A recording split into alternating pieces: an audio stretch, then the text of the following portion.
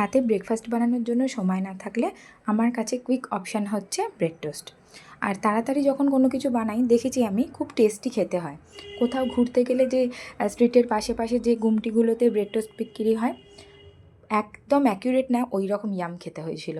যেন মনে হচ্ছিলো আমি রাস্তায় বসে একদম ঘন দুধের চা, 1 কাপ চা ভাঁড়ে করে আর এই ব্রেড টোস্টটা খাচ্ছি। এত ভালো খেতে হয়েছিল, অথচ কিন্তু খুব তাড়াতাড়িতে বানিয়েছি আমি। যাই হোক, বাটারের এটা খুব ভালো আসছিল। আর একদম কালার দেখে বুঝতেই পারছো চাটা ফাটাফাটি হয়েছে। কাপগুলোর ফটো কিন্তু খুব সুন্দর এসেছে। এই কারণেই কিন্তু খুব কম পরিমাণেই আমি চাটা নিয়েছিলাম। দেন নিম্বু পড়ছিল আর আমি বসে বসে একটু ল্যাদ খেলাম। এই নিম পাতাগুলো আমার বড় শাশুড়ি মা আমাকে এনে দিয়েছে আমার স্কিনটা খুব খারাপ বলে। কিন্তু নিম পাতা আমাকে কে খাওয়াবে? আমি তো নিম পাতা খাই না। তো সেটাকে ফ্রাই করব, দিব্যেন্দুকে খাওয়াবো আমি। আর দেন লেগে পড়লাম লাঞ্চ রেডি করতে। আজকে কিন্তু দুপুরের মেনু একেবারে ফাটাফাটি। পুঁই শাক মাছের মাথা দিয়ে। একটা সময় করতেই জানতাম না, এখন ফাটাফাটি বানাই। নিজে খেয়ে নিজেই নিজের হাতকে চুমু খাই। আহা কি বানিয়েছি! একদম দুর্দান্ত খেতে হয়েছিল। পুঁই শাক আর সাথে ছিল মাছের কালিয়াটা। মাছের কালিয়াটার কালার দেখলেই বুঝতে পারবে তোমরা যে কি খেতে হয়েছে। সুপারব!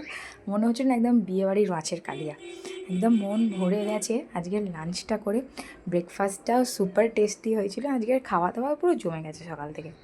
তো আজকে আমি এখানেই ভিডিওটা শেষ করে দেবো, কারণ আজকে হচ্ছে মিমোকে নিয়ে একটু বেরোনোর আছে। একটু ছোটো ছোটো টুকটাক কাজ রয়েছে, একটু জেরক্স করানোর, প্রিন্ট আউট করানোর। ওগুলো সায়েন্সের প্রজেক্ট আছে, ওগুলো সব করব। তো তাড়াহুড়োতে রান্নাবান্না সব কমপ্লিট। আর হ্যাঁ, যদি সময় পাই ওকে নিয়ে আমি একটু গাছ কিনতে যাব। তো ভিডিওটা এখানেই শেষ করছি। দেখা হবে নেক্সট ব্লগে। ততক্ষণের জন্য tata, bye bye, take care.